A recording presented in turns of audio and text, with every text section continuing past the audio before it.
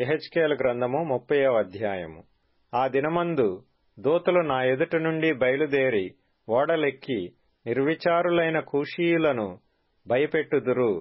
ఐగుప్తునకు విమర్శ కలిగిన దినమున జరిగినట్టు వారికి భయభ్రాంతులు పుట్టును. అదిగో అది వచ్చేయున్నది. ప్రభువైన యెహోవా సెలవిచ్చినదేమనగా, ఐగుప్తీయులు చేయు అల్లరి బబులోను రాజైన నెబుకద్రెజరు చేత నేను మాన్పించెదను. జనములలో భయంకరులగు తన జనులను తోడుకొని ఆ దేశమును లయపరచుటకు అతడు వచ్చును. ఐగుప్తీయులను చంపుటకై వారు తమ ఖడ్గములను వరదీసి హతమైన వారితో దేశమును నింపెదరు. నైలు నదిని ఎండిపోజేసి నేనా దేశమును దుర్జనులకు అమ్మివేసెదను. పరదేశుల చేత నేను ఆ దేశమును దానిలోనున్న సమస్తమును పాడు చేయించెదను. యెహోవానైన నేను మాట ఇచ్చియున్నాను. యెహోవా ఇలాగు సెలవిచ్చుచున్నాడు, విగ్రహములను నిర్మూలము చేసి నోపులో ఒక బొమ్మ లేకుండా చేసెదను. ఇక ఐగుప్తు దేశములో అధిపతిగా ఉండుటకెవడనూ లేకపోవును. ఐగుప్తు దేశములో భయము పుట్టించెదను. పత్రోసును పాడు చేసెదను. సోయనులో అగ్నియుంచెదను. నోలో తీర్పులు చేసెదను. ఐగుప్తునకు కోటగానున్న సీను మీద నా క్రోధము కుమ్మరించెదను. నోలోని జనసమూహమును నిర్మూలము చేసెదను. ఐగుప్తు దేశములో నేను అగ్నియుంచగా సీనునకు మెండుగా నొప్పి పట్టును. నోపురము పడగొట్టబడును. పగటివేళ శత్రువులు వచ్చి నోపు మీద పడుదురు. ఓను వారిలోను పిబేసేతు వారిలోను యవ్వనులు ఖడ్గము చేత కూలుదురు. ఆ పట్టణస్థులు చెరలోనికి పోవుదురు. ఐగుప్తు పెట్టిన కాండ్లను నేను తపహనేసులో విరుచు దినమున చీకటి కమ్మును. ఐగుప్తీయుల బలగర్వము అణచబడును. మబ్బు ఐగుప్తును కమ్మును. దాని కుమార్తెలు చెరలోనికి పోవుదురు. నేను ఐగుప్తీయులకు శిక్ష విధింపగా నేను యెహోవానై ఉన్నానని వారు తెలుసుకొందురు. 11వ సంవత్సరము మొదటి నెల 7వ దినమున యెహోవా వాక్కు నాకు ప్రత్యక్షమై ఇలాగు సెలవిచ్చెను. నరపుత్రుడా, నేను ఐగుప్తు రాజైన ఫరో బాహువును విరిచితిని. అది బాగవుటకు ఎవరునూ దానికి కట్టుకట్టరు. అది కుదర్చబడి ఖడ్గము పట్టుకొనులాగున ఎవరునూ దానికి బద్దకట్టరు. కావున ప్రభువైన యెహోవా సెలవిచ్చినదేమనగా, నేను ఐగుప్తు రాజైన ఫరోకు విరోధినై ఉన్నాను. బాగుగా ఉన్న దానిని, విరిగిపోయిన దానిని అతని 2 చేతులను విరిచి అతని చేతిలో నుండి ఖడ్గము జారిపడజేసెదను. ఐగుప్తీయులను జనములలోనికి చెదరగొట్టుదును. ఆయా దేశములకు వారిని చెదరగొట్టుదును. మరియు బబులోను రాజు యొక్క చేతులను బలపరిచి నా ఖడ్గము అతని చేతికిచ్చెదను.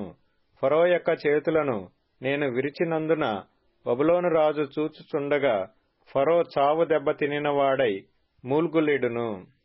బబులోను రాజు యొక్క చేతులను బలపరచి ఫరో చేతులను ఎత్తకుండా చేసి ఐగుప్తు దేశము మీద చాపుటకై నేను నా ఖడ్గమును బబులోను రాజు చేతికియ్యగా నేను యెహోవానై ఉన్నానని ఐగుప్తీయులు తెలుసుకొందురు. నేనే యెహోవానై ఉన్నానని వారు తెలుసుకొనున్నట్లు నేను ఐగుప్తీయులను జనములలోనికి చెదరగొట్టి ఆయా దేశములకు వారిని వెళ్లగొట్టుదును. యెహెజ్కేలు గ్రంథము 31వ అధ్యాయము. మరియు 11వ సంవత్సరము 3వ నెల మొదటి దినమున యెహోవా వాక్కు నాకు ప్రత్యక్షమై ఇలాగు సెలవిచ్చెను. నరపుత్రుడా, నీవు ఐగుప్తు రాజైన ఫరోతోనూ అతని సమూహముతోనూ ఇట్లనుము. గనుడవైన నీవు ఎవనితో సమానుడవు? అష్షూరీయులు లెబానోను దేవదారు వృక్షమైనట్టుండిరి. దాని కొమ్మలు శృంగారములు, దాని గుబురు విశాలము, దాని కొన బహు ఎత్తైనందున మేఘములకు అంటెను. నీళ్లుండుట వలన అది మిక్కిలి గొప్పదాయను. లోతైన నది ఆధారమైనందున అది మిక్కిలి ఎత్తుగా పెరిగెను. అది ఇండు చోటున ఆ నది కాలువలు పారుచు పొలములోను చెట్లన్నిటికిని ప్రవహించెను. కాబట్టి అది ఎదిగి పొలములోని చెట్లన్నిటికంటే ఎత్తుగలదాయెను. దాని శాఖలు బహు విస్తారములాయెను. నీరు సమృద్ధిగా ఉన్నందున దాని చిగుళ్ళు పెద్ద కొమ్మలాయెను. ఆకాశ పక్షులన్నీయు దాని శాఖలలో గూళ్లు కట్టుకొనెను. భూజంతువులన్నీయు దాని కొమ్మల క్రింద పిల్లలు పెట్టెను. దాని నీడను సకలమైన గొప్ప జనములు నివసించెను. ఈలాగున అది పొడుగైన కొమ్మలు కలిగి దాని వేరు విస్తార జలమున్న చోట పారుట వలన అది మిక్కిలి గొప్పదై కంటికి అందమైనదాయెను. దేవుని వనములోనున్న దేవదారు వృక్షములు దాని మరుగు చేయలేకపోయెను. సరళ వృక్షములు దాని శాఖలంత గొప్పవి కావు. అక్షోట వృక్షములు దాని కొమ్మలంత గొప్పవి కావు. దానికున్న శృంగారము దేవుని వనములోనున్న వృక్షములలో దేనికినీ లేదు.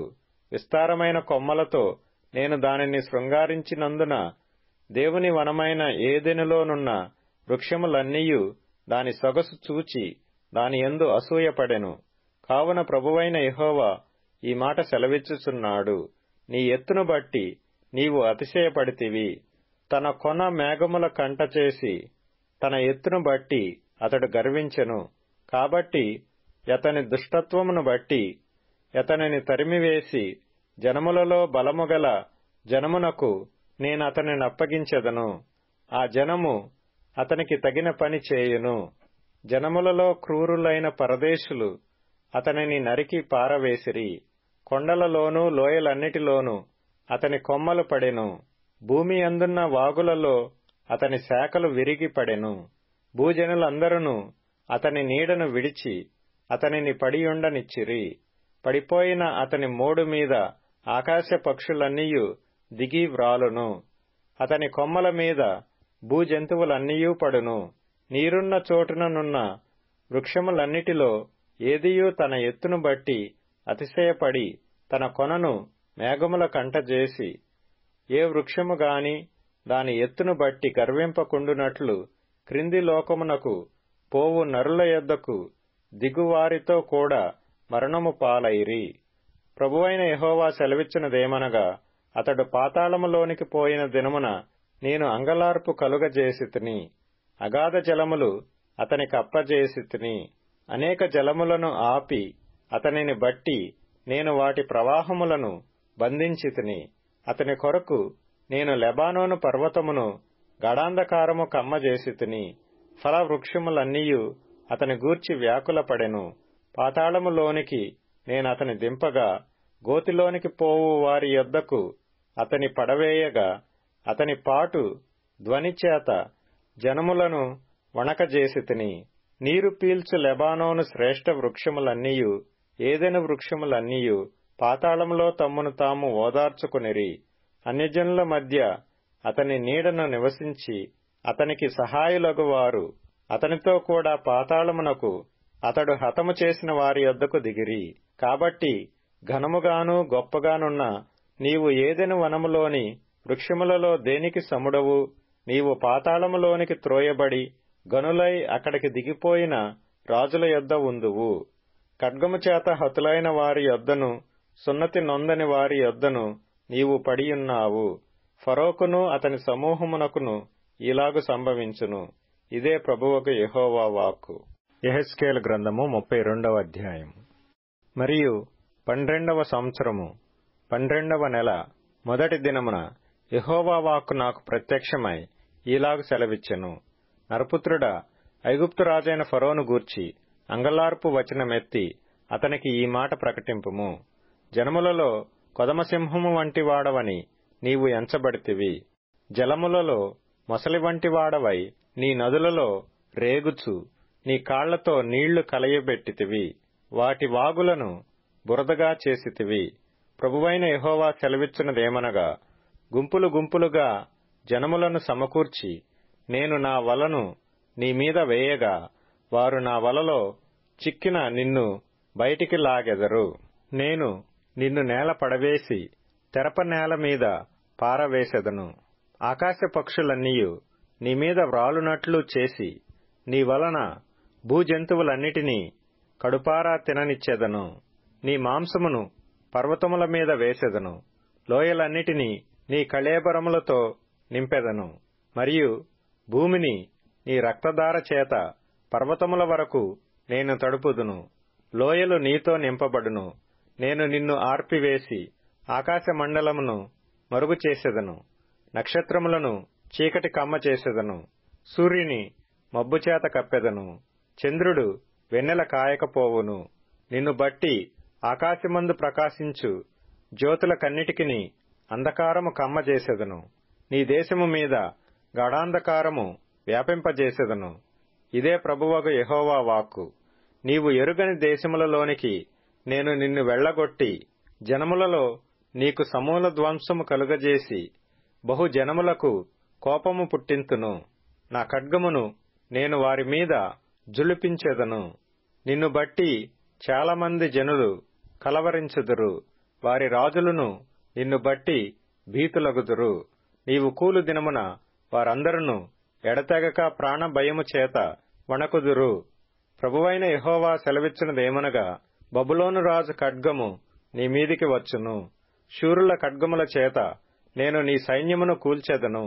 వారందరును జనములలో భయంకరులు. వారు ఐగుప్తీయుల గర్వమును అణిచివేయగా దాని సైన్యమంతయు లయమగును. మరియు గొప్ప ప్రవాహముల దరినున్న పశువులనన్నిటినీ నేను లయపరిచెదను. నరుని కాలైనను పశువు కాలైనను వాటిని కదిలింపక యుండును. అప్పుడు నేను వాటి నీళ్లు తొణకకుండా చేసి తైలము పారునట్లు వారి నదులను పారజేసెదను. ఇదే ప్రభువగు యెహోవా వాక్కు. నేను ఐగుప్తు దేశమును పాడుచేసి అందులోని సమస్తమును నాశనము చేసి దాని నివాసులనందరినీ నిర్మూలము చేయగా నేను యెహోవానై ఉన్నానని వారు తెలిసికొందురు. ఇది అంగలార్పు వచనము. వారు దానిని ఎత్తి పాడుదురు. అన్యజనుల కుమార్తెలు దానిని ఎత్తి పాడుదురు. ఐగుప్తును గూర్చియు అందులోని సమూహమును గూర్చియు ఆ వచనమెత్తి వారు పాడుదురు. ఇదే ప్రభువగు యెహోవా వాక్కు. కీర్తనల గ్రంథం 132వ కీర్తన. అది ఎఫ్రతాలోనున్నదని మేము వింటిమి. యాయరు పొలములలో అది దొరికెను. ఆయన నివాస స్థలములకు పోదము రండి. ఆయన పాదపీఠము ఎదుట సాగిలపడుదము రండి. యెహోవా లెమ్ము, నీ బలసూచకమైన మందసముతో కూడా రమ్ము. నీ విశ్రాంతి స్థలములో ప్రవేశింపు. నీ యాజకులు నీతిని వస్త్రము వలె ధరించుకొందురుగాక. నీ భక్తులు ఉత్సాహగానము చేయుదురుగాక. నీ సేవకుడైన దావీదు నిమిత్తము నీ అభిషిక్తునికి విముఖుడవై ఉండకుము. నీ గర్భఫలమును నీ రాజ్యము మీద నేను నియమింతును. నీ కుమారులు నా నిబంధనను గైకొనిన ఎడల, నేను వారికి బోధించు నా శాసనమును వారు అనుసరించిన ఎడల, వారి కుమారులు కూడా నీ సింహాసనము మీద నిత్యము కూర్చుందురని యెహోవా సత్య ప్రమాణము దావీదుతో చేసెను. ఆయన మాట తప్పనివాడు. సామెతల గ్రంథం 28వ అధ్యాయము. తన పొలము సేద్యము చేసుకొను వానికి కడుపు నిండా అన్నము దొరుకునే. వ్యర్థమైన వాటిని అనుసరించు వారికి కలుగు పేదరికము ఇంతంత కాదు. నమ్మకమైన వానికి దీవెనలు మెండుగా కలుగును. ధనవంతుడగుటకు ఆతురపడవాడు శిక్షనొందకపోడు. పక్షపాతము చూపుట మంచిది కాదు. రొట్టెముక్క కొరకు ఒకడు దోషము చేయును. చెడు దృష్టి గలవాడు ఆస్తి సంపాదింప ఆతురపడును. తనకు దరిద్రత వచ్చునని వానికి తెలియదు. 2వ అధ్యాయము. పనివారలారా, మంచివారును సాత్వికులనైన వారికి మాత్రము కాక ముష్కరులైన మీ యజమానులకును పూర్ణ భయముతో లోబడియుండుడి. ఎవడైనను అన్యాయముగా శ్రమ పొందుచు దేవుని గూర్చిన మనస్సాక్షి కలిగి దుఃఖము సహించిన ఎడల అది హితమగును. తప్పిదమునకై దెబ్బలు తినినప్పుడు మీరు సహించిన ఎడల మీకేమి ఘనము? మేలు చేసి బాధపడునప్పుడు మీరు సహించిన ఎడల అది దేవునికి హితమగును. ఇందుకు మీరు పిలువబడితిరి. క్రీస్తు కూడా మీ కొరకు బాధపడి మీరు తన అడుగుజాడలయందు నడుచుకొనున్నట్లు మీకు మాదిరియుంచిపోయెను. ఆయన పాపము చేయలేదు. ఆయన నోటను ఏ కపటమును కనబడలేదు. ఆయన దూషింపబడియు బదులు దూషింపలేదు. ఆయన శ్రమ పెట్టబడియు బెదిరింపక న్యాయముగా తీర్పు తీర్చు దేవునికి తన్ను తాను అప్పగించుకొనెను. మనము పాపముల విషయమై చనిపోయి నీతి విషయమై జీవించినట్లు ఆయన తానే తన శరీరమందు మన పాపములను మ్రాను మీద మోసికొనెను. ఆయన పొందిన గాయముల చేత మీరు స్వస్థత నొందితిరి. మీరు గొర్రెలవలే దారి తప్పిపోతిరి గాని ఇప్పుడు మీ ఆత్మల కాపరియు అధ్యక్షుడు నైన ఆయన వైపునకు మళ్ళీయున్నారు. పేతురు వ్రాసిన మొదటి పత్రిక 3వ అధ్యాయం. అటువలే స్త్రీలారా, మీరు మీ స్వపురుషులకు లోబడియుండుడి. అందువలన వారిలో ఎవరైనను వాక్యమునకు అవిధేయులైతే వారు భయముతో కూడిన మీ పవిత్ర ప్రవర్తన చూచి వాక్యము లేకుండానే తమ భార్యల నడవడి వలన రాబట్టబడవచ్చును. జడలు అల్లుకొనుటయు, బంగారు నగలు పెట్టుకొనుటయు, వస్త్రములు ధరించుకొనుటయు నను వెలుపటి అలంకారము మీకు అలంకారముగా ఉండక, సాధువైనట్టియు మృదువైనట్టియు నైన గుణమును అక్షయాలంకారము గల మీ హృదయపు అంతరంగ స్వభావము మీకు అలంకారముగా ఉండవలెను. అది దేవుని దృష్టికి మిగుల విలువగలది. అటువలే పూర్వము దేవుని ఆశ్రయించిన పరిశుద్ధ స్త్రీలను తమ స్వపురుషులకు లోబడియుండుట చేత తమ్మును తాము అలంకరించుకొనిరి. ఆ ప్రకారము సారా అబ్రహామును యజమానుడని పిలుచుచు అతనికి లోబడియుండెను. మీరును యోగ్యముగా నడుచుకొనుచు ఏ భయమునకు బెదరకయున్న ఎడల ఆమెకు పిల్లలగుదురు. అటువలనే పురుషులారా, జీవమను కృపావరములో మీ భార్యలు మీతో పాలివారయున్నారని ఎరిగి, ఎక్కువ బలహీనమైన ఘటమని భార్యను సన్మానించి, మీ ప్రార్థనలకు అభ్యంతరము కలగకుండునట్లు జ్ఞానము చొప్పున వారితో కాపురము చేయుడి. తుదకు మీరందరూ ఏక మనస్కులై ఒకరి సుఖదుఖముల యందు ఒకరు పాలుపడి, సహోదర ప్రేమ గలవారును కరుణాచిత్తులును వినయ మనస్కులునైయుండుడి. ఆశీర్వాదమునకు వారసులవుటకు మీరు పిలువబడితిరి గనుక కీడుకు ప్రతి కీడైనను దూషణకు ప్రతి దూషణయైనను చేయక దీవించుడి. జీవమును ప్రేమించి మంచి దినములు చూడగోరు వాడు చెడ్డదాని పలకకుండా తన నాలుకను, కపటపు మాటలు చెప్పకుండా తన పెదవులను కాచుకొనవలెను. అతడు కీడు నుండి తొలగి మేలు చేయవలెను. సమాధానమును వెదికి దాని వెంటాడవలెను.